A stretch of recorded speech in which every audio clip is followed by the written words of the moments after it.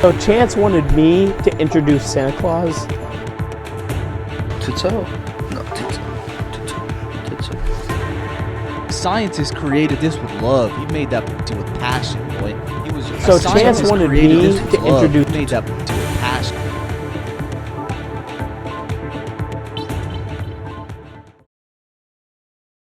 Welcome back to Channel 69 News, the best fake news in the world.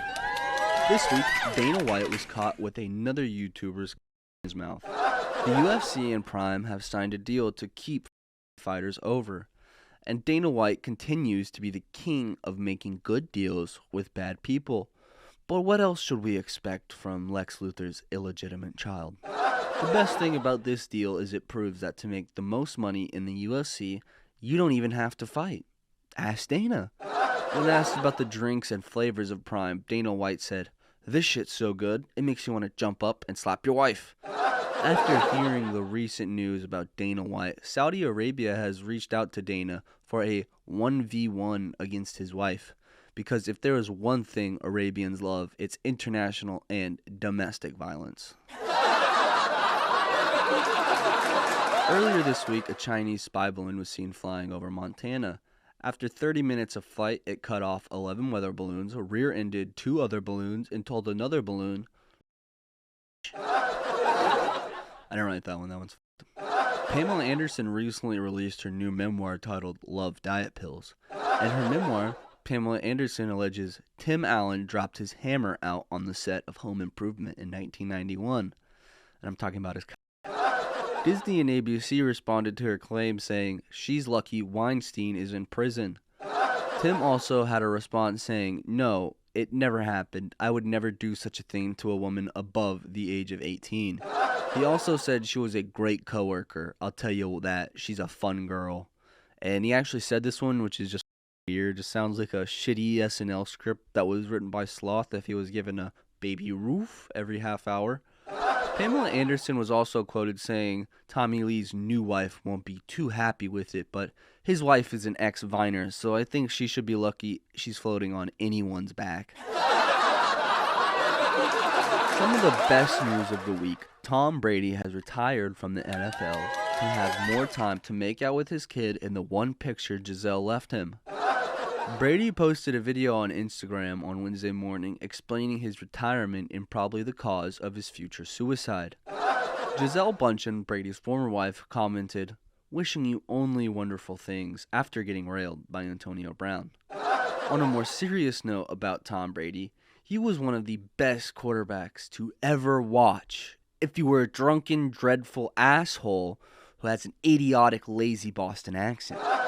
When we asked Brady about his favorite moment in the NFL, he said, "When the authorities found Odin Lloyd." And in honor of Aaron Hernandez and O.J. Simpson, Tom Brady will be releasing a book titled, "If He Did It, Aaron's Soft Lips." It will be in the LGBTQAI section. Breaking news, Texas was below 34 degrees for 2 days, and now Texas DOT is trying to figure out a way to defrost Greg Abbott's wheelchair. We caught up with a couple Texans about the weather, and they had said, "Man, it's colder than 2 titties peeking out of V-neck in Vermont, man." Which truly shows their communicative acumen. There were dozens of outages on the first day of Black History Month due to the ice, but many activists think there is some foul play at hand by ERCOT. Also in the news, the king of Skid Row, Hunter Biden, has requested an investigation into Trump's allies over alleged theft of the laptop that was pushed as disinformation. So either Hunter has an issue with crack or he's an issue with crack. Hunter Biden is like Johnny Manziel on crack. I mean, I could go on and on all day about crack, Hunter Biden, and how they go together. But that would be too easy. And the only thing easier than that is sleeping with Kamala Harris. It's awesome that the first woman vice president got to where she is by sleeping with men. It just gives me another reason to transition into a woman. Hunter's lawyers stated that he will be releasing a book in honor of O.J. Simpson titled, "If I Did It, Hunter's Woes." Earlier this week in Memphis, after numerous protests, they have made evading arrest legal in honor of Tyree Nichols. Tyree Nichols' funeral was this week, And we all know, wherever there is a black man's grave, there will always be Al Sharpton dancing on it. I mean, how good of a black leader could Al Sharpton really be? The FBI hasn't killed him. On more lighter news and better news in the situation, Dana White has reached out to the DOJ to start an FBI versus black leader fighting league.